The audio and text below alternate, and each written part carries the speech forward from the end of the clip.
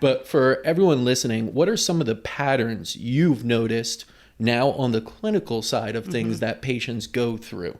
Meaning, are most of them, you mentioned toxicity and emotional. What are the patterns you're seeing in the treatment protocols that show up that are personalized again? And there is no one size fits all here. But what have you seen? I feel like with the majority of Lyme patients that come in, myself included, one of the biggest issues is, like you said, is kind of detoxing them and cleaning up the environment so they come in with a very high level of toxicity in their connective tissue due to chronic infection, due to emotional stress, due to, chronic use of antibiotics, that kind of thing. So usually that's kind of one of the biggest things first, is to basically go in and do some spring cleaning in the house, because you can go into a house and kill roaches all day long, but if you don't clean it up, they're going to keep coming back and you're going to have a really hard time getting rid of them. Right. So I think that is a really big thing, is just an overall toxicity problem. But unfortunately, other than the Lyme, most chronic Lyme patients have at least one or two and then some co-infections. So you're looking at Bartonella, Mycoplasma, Babesia, that kind of thing. So we see that a lot.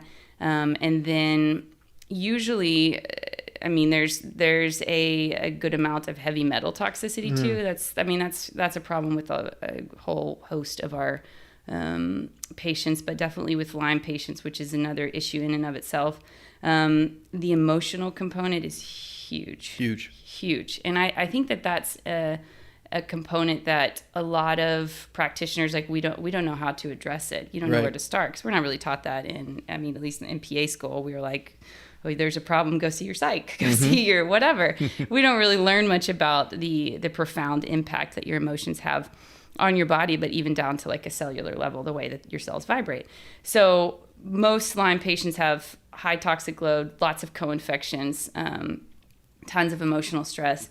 And really something interesting that I've noticed in the younger generation, because we get a lot of 20-somethings that come in with Lyme, is they have a loss of purpose too, because they've been sick for so long and have just kind of had to take a step back from life and don't really, their sickness is their identity. So those things are there, but other than that, a lot of gut dysfunction and things of that nature. So of course, there is an important part here, which is detoxification. And not all detoxification is the same, of course. People kind of lump that together as infrared sauna, you mean? No, not just that, of course. Juice in the morning. Right. Celery juice. Yeah, exactly. Which is great. Yes. We're not knocking that at all. But nevertheless, there is a detoxification component. With any detoxification, especially if you're going through a heavy detoxification, there is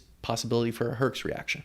Right. And a lot of patients don't know too much about that or are ill-informed about that. Could you go into a little bit, especially if you're speaking to a patient that has experienced some symptoms or doesn't know what a Herxheimer reaction is? Can you go into that a little bit? Yeah, for sure. So I think that in that the word Herxheimer reaction, I feel like that gets thrown around a lot in particularly in alternative medicine and whatnot, in the integrative world. And I remember using that phrase all the time at my first job. I worked at an alternative medicine clinic, and I blamed everything on that. Oh, I gave you a diflucan to help your yeast overgrowth, and you're feeling terrible. It's die-off. It's Herx. It's a Herx. It's a Herx. You're good.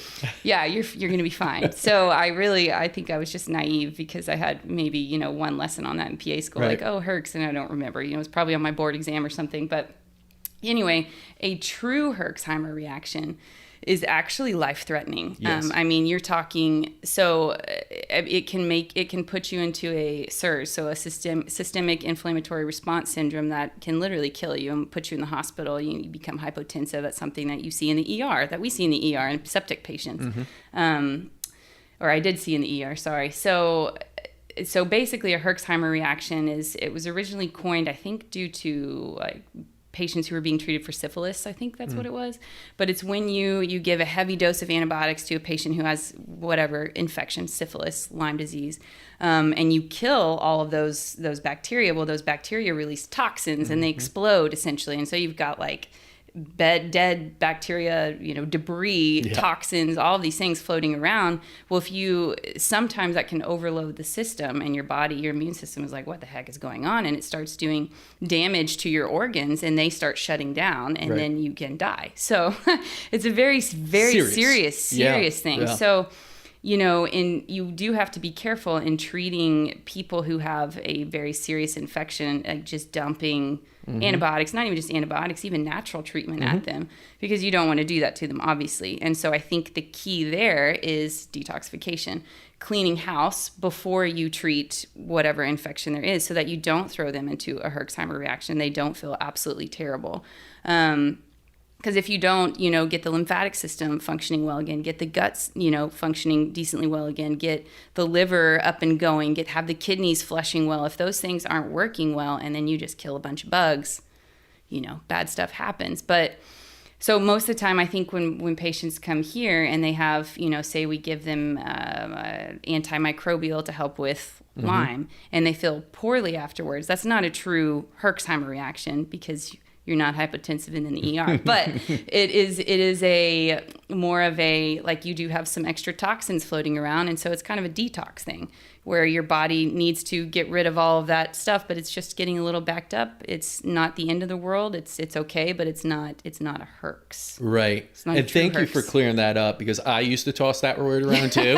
It's like, you got a little bit of a headache, fatigue, Herx. Don't worry about it. Like, you're just Herxing, you're right? Fine. But I was schooled also into understanding it's a very serious condition, right? And that's not what you're experiencing if you're symptomatic after a little bit of a detox regimen. Oh yeah, that's natural almost. And again, I understand in Europe, the doctors look for that. They say, it's working. We're getting some effect, right? You want to cause an effect, and when you're removing things out, again, there's some pain in the change of it. It's like changing a diet. If you're eating very poorly and go straight into only greens, you may have some abdominal discomfort at first, even though that's healthy for you. The change is so sudden that you're not used to it.